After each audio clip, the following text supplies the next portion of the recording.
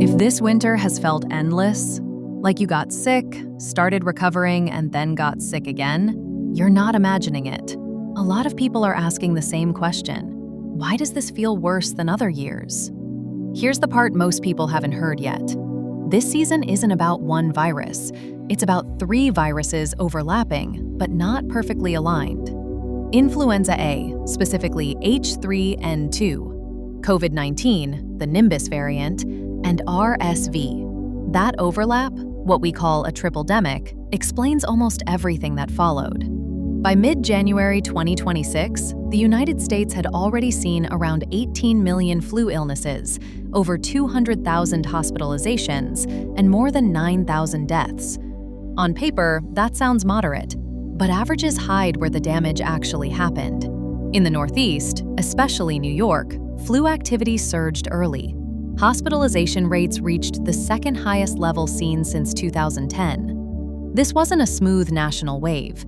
It didn't rise and fall everywhere at the same time.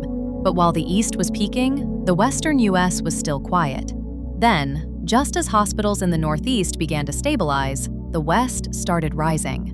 This staggered timing, called asynchronous peaking, meant there was never a moment when the healthcare system could fully recover.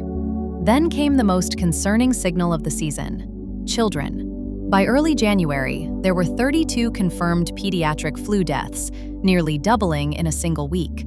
About 90% of those children were unvaccinated. This wasn't vaccine failure.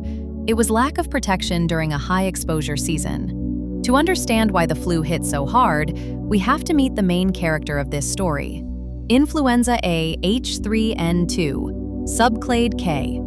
This virus traces back to the 1968 Hong Kong flu. It never disappeared. It evolved. Subclade K first appeared in the Southern Hemisphere in mid-2025, initially in Australia and New Zealand. From there, it spread through parts of Asia over the summer, reached Europe in the fall, and was seeded into the United States by late 2025. By the time winter arrived, it accounted for more than 90% of all H3N2 cases in the US. That kind of dominance only happens when a virus gains an advantage. Subclade K didn't win by being deadlier, it won by being harder to recognize.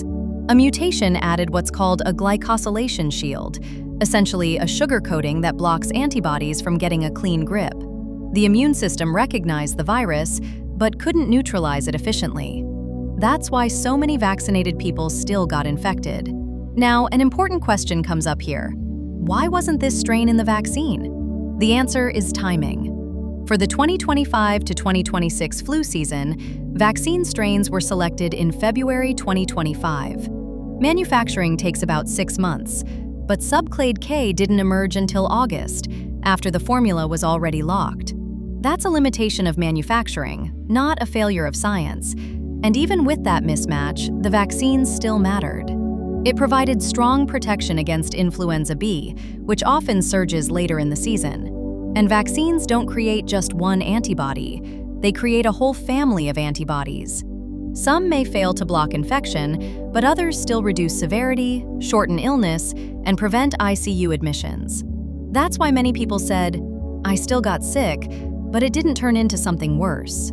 Now let's talk about why so many people felt sick again right after recovering. This is viral interference. When you get the flu, your immune system releases interferons. Think of them as a temporary lockdown signal. They block other viruses for a short time.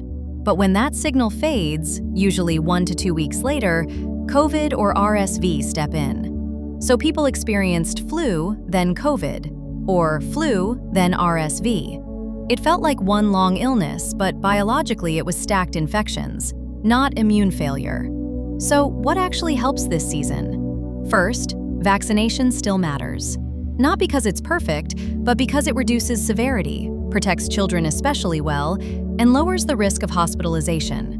Second, high-quality masks still work. They're one of the few tools that block flu, COVID, and RSV at the same time, especially in crowded indoor spaces. And third, rest is not optional.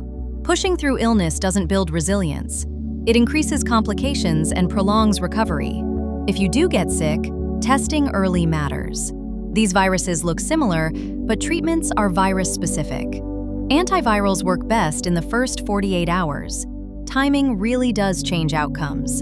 And finally, it's important to understand this. This season wasn't random. It wasn't personal failure. It was a perfect storm. Viral evolution.